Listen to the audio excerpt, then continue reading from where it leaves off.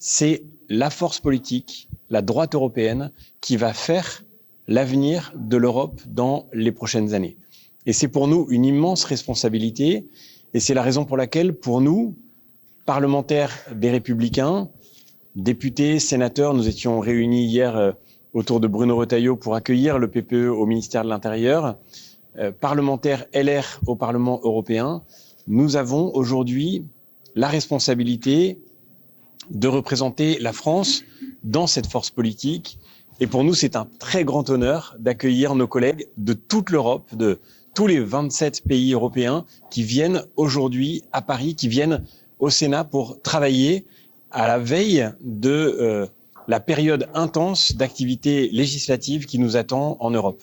La Commission européenne a été investie le 1er décembre dernier. Nous recevons les premiers textes législatifs aujourd'hui qui représentent les priorités du PPE, les priorités que Manfred Weber a portées pendant la campagne européenne, que nous avons relayées partout en Europe. La simplification pour nos entreprises, la compétitivité qui est indispensable pour retrouver la prospérité de l'Europe, et la question de la défense, de la sécurité, qui veut dire bien sûr le sujet de l'industrie de défense, de nos forces armées. Nous sommes évidemment dans un moment très particulier avec la venue du président Zelensky simultanément à Paris.